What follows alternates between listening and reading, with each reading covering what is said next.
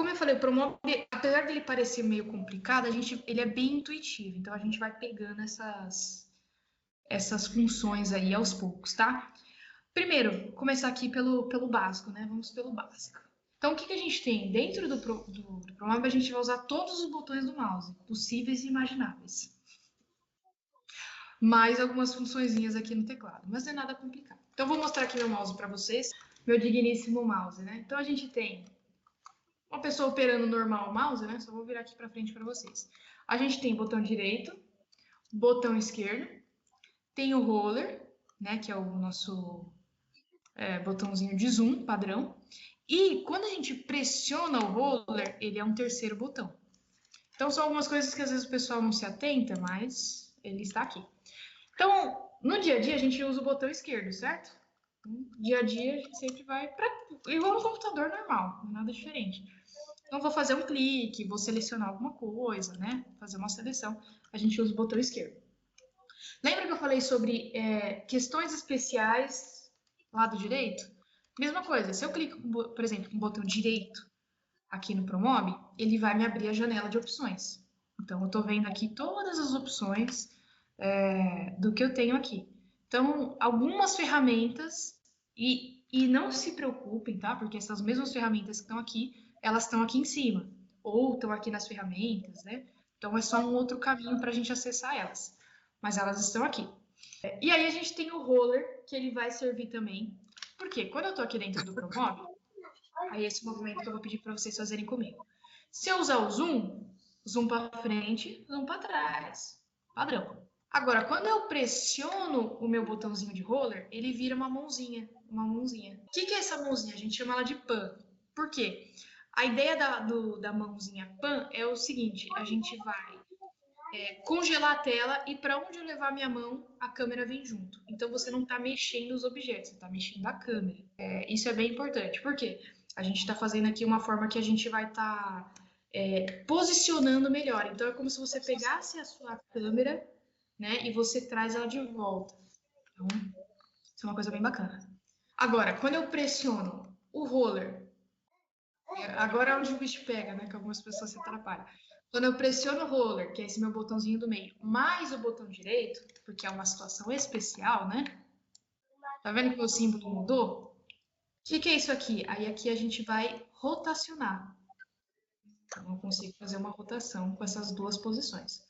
Ou seja, eu estou usando os dois botões juntos. Então minha mão aqui está pressionada, ó. Botão esquerdo, né? Botão esquerdo. E o roller. Então quando eu deixo esses dois botõezinhos juntos, eu tenho aqui essa movimentação da câmera, tá? E tudo aqui a gente está falando da câmera. Então, não é que você está indo lá, pegando a parede e você está virando a parede. Imagina que você é uma câmera sem fio nesse universo infinito aqui da tela. E aí você está se movimentando. Isso é bem importante porque às vezes o pessoal acha que está movimentando a parede, né? Então, essa lógica da câmera e do objeto é importante vocês terem. Então, imagina que aqui vocês são uma câmera e vocês estão fazendo um zoom, estão se movimentando. Qual que é o padrão que a gente usa para vocês não se perderem quando estão fazendo o projeto? Eu uso o pan, ou seja, a mãozinha para trazer para o centro, né? Dou um zoom e faço uma rotação. Então, sempre quando vocês façam uma rotação, trago para o centro, ajusto o zoom, ó. Vocês vão me ver fazendo muito isso. Então, eu sempre trago para o centro e dou o zoom para ajustar. Ah, eu quero ver o cantinho lá da parede, ó. Vou rotacionar, trazer para o centro e dar um zoom. Ah, agora eu quero ver o meio da parede. Rotaciono, trago para o centro, né? E dou um zoom. E aí eu vou fazendo pequenos ajustes. E aí o que é importante também da gente falar dessa movimentação, né? Do roller. Aqui a gente é um 3D, certo? Ou seja, a gente não precisa fazer só o movimento da cruz, né? A gente só falta se benzer, só faz assim e assim, né? E aí a câmera ou faz isso ou faz isso. Mas isso aqui é um 3D, ou seja, a gente consegue trabalhar uma diagonal, né? Então, vou usar meu microfone aqui de exemplo. Vou chegar perto dele. Então, a gente consegue fazer esse movimento de diagonal, né? Essa rotação. Qual que era? Ah, tinha a chamadinha do Globo Repórter, né? Que tinha umas câmeras meio... Imagina isso aqui. Porque eu consigo fazer um movimento de diagonal, ó, que bacana. Então, eu atravesso a parede, 360. Então, não é só para o lado e para cima e para baixo. Tem um movimento em diagonal. E quanto mais vocês mexerem, mais à vontade vocês vão ficar com isso. Então, não tem jeito, gente. Aqui o segredo é fuçar e mexer bastante. Porque aí, conforme vocês vão mexendo e sem desespero, com calma, não morde. O mob não morde, ele não vai sair correndo, né? Então, fiquem tranquilos que vai dar tudo certo. Então, esse movimento vai ficando mais natural para vocês conseguirem se mexer. Mas lembre-se sempre, traz para o centro, ajusta o zoom. Traz para o centro, ajusta o zoom. Tá meio tortinho? Rotaciona. Então, vocês vão perceber que isso aqui vai fazer bastante sentido. Trazer para o centro, ajusta o zoom. Então, vocês vão conseguir ter sempre uma visualização boa. Por quê? Se eu estou mexendo, não precisa se preocupar agora, tá? É só para ilustrar para vocês. Vou pegar um armário qualquer aqui. Às vezes o pessoal se esquece desses detalhes do que está projetando, né? Então, eu falo assim para o pessoal, às vezes, vou colocar só um módulo aqui para vocês visualizarem. Eu falo, tá vendo que tem um lado de lá do armário, né? A distância, e a pessoa às vezes faz até assim, ó. Né? E aí eu falo assim, tá vendo a prateleira? Aí a pessoa tá vendo desse jeito aqui. Então, fica difícil de visualizar. Agora, ó que bacana quando eu rotaciono, trago o meu armário para o centro da minha visão, né? Para o centro da minha visão e dou um zoom. Pô, tô vendo ele inteiro, tô vendo ele completo aqui, né? E aí, quando eu quiser rotacionar, tá comendo um pedacinho aqui, ó. Então, eu trago de novo ele para o centro da minha tela, né? Vou dar mais um giro aqui, trago para o centro. Então, sempre quando vocês pegarem tentando visualizar a cozinha, visualizar os objetos, deixe eles bem centralizados, para vocês verem bem, né? Eu, por exemplo, eu não enxergo, né? Eu uso óculos, então, assim, a minha vista já vai mais ou menos. Aí, imagina se eu fosse projetar assim, ó, né? Não sofre. Então dá zoom, não tem problema, você não vai esbarrar, não vai morder. Usem o zoom, né? Mas não tanto. Usem sempre uma forma que você está vendo o objeto inteiro no centro da tela. Porque isso vai dar mais precisão no que vocês estão projetando. Vocês vão se sentir mais confiantes. Então, não tem problema, pode chegar perto, pode afastar, né? Meu, preciso ver essa distanciazinha aqui, ó. Dá um belo de um zoom, né? Usa aqui para você estar acompanhando e vendo bem. Beleza?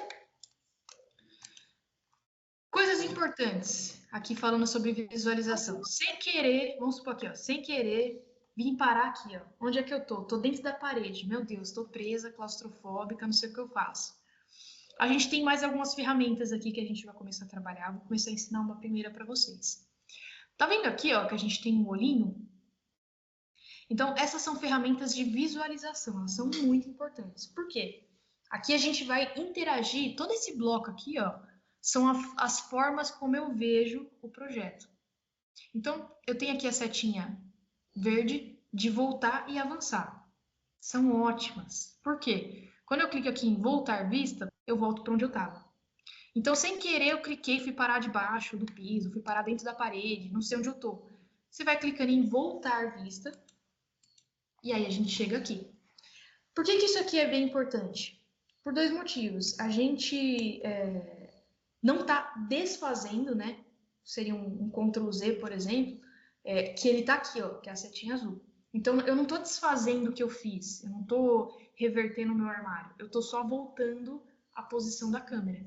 Então, quando eu clico aqui, ó, de novo, vim parar aqui embaixo, estou no vácuo do espaço, não sei onde eu estou, tá tudo preto, é só você voltar à vista. Então, eu volto onde eu estava. E aí, isso dá uma segurança para vocês estarem projetando também.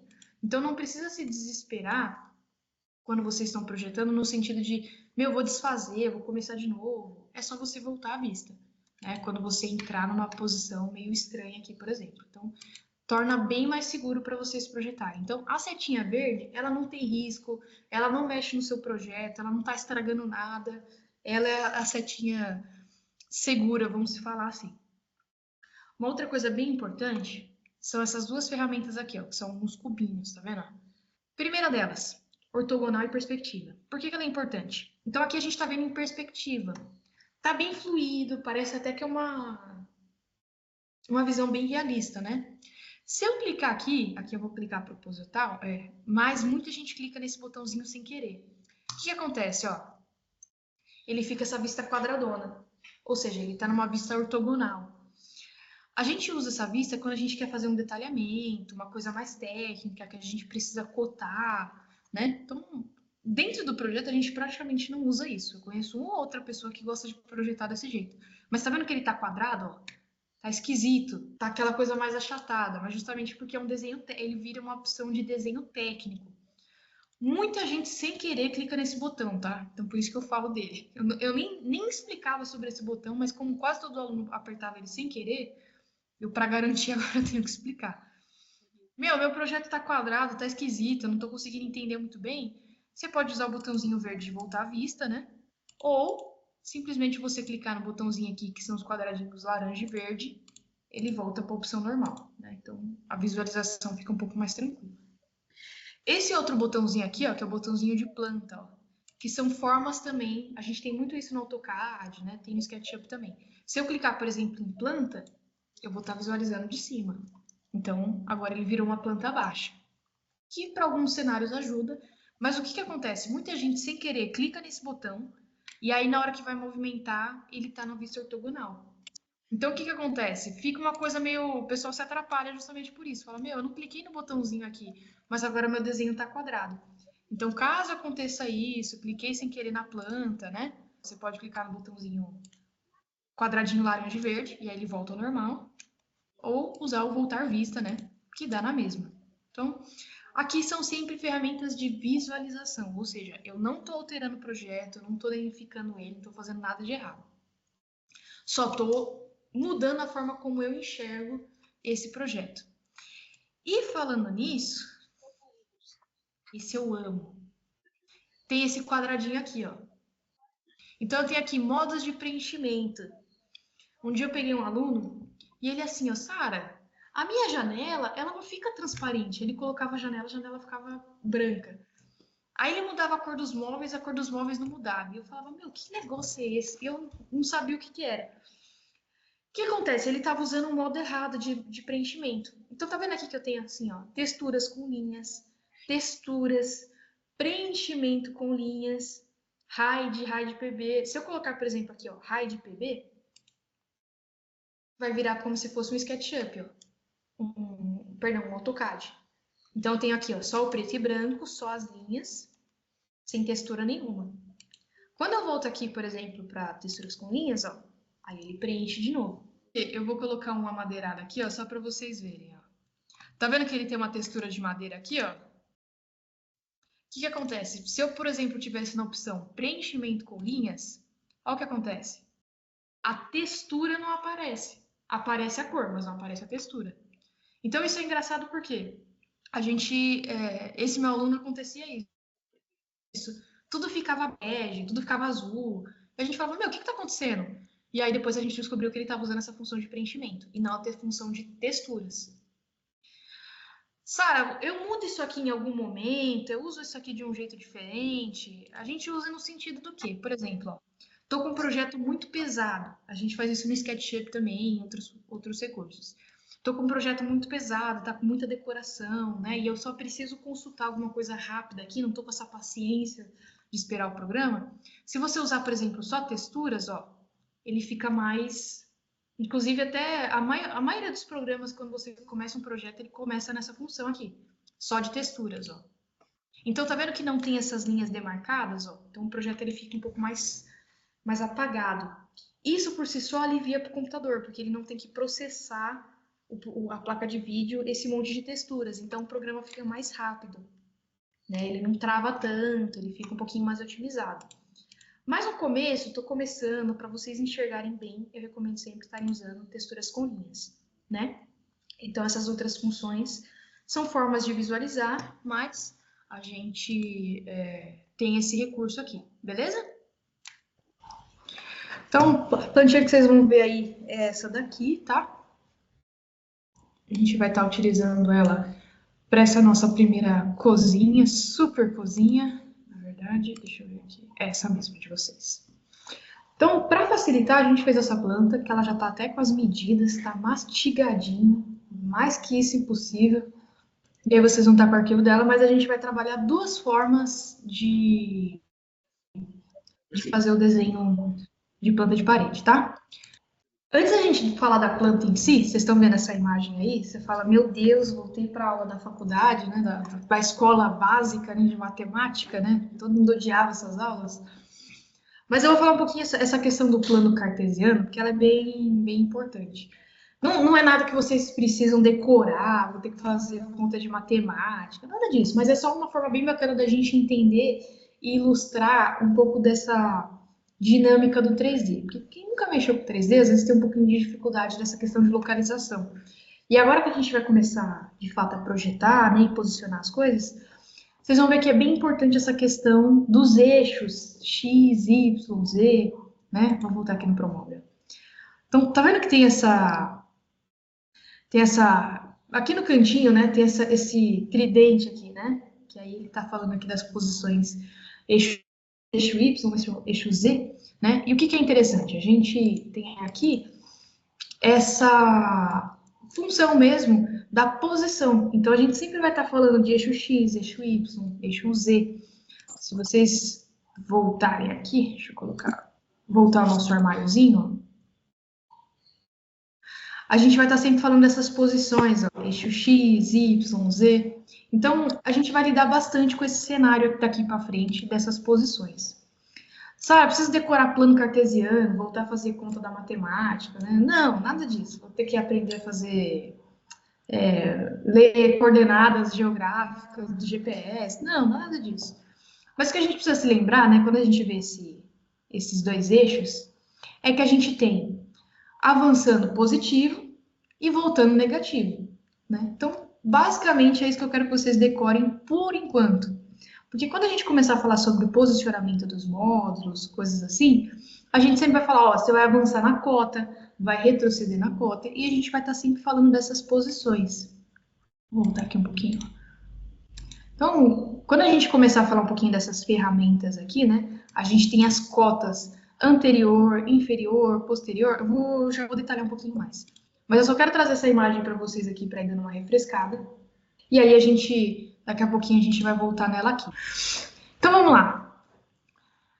Vou pedir para vocês agora, a gente vai trabalhar com outro bloco de ferramentas. Eu trouxe essa visualização aqui das cotas só para vocês irem se habituando. Mas agora a gente vai começar a trabalhar um pouquinho das construções.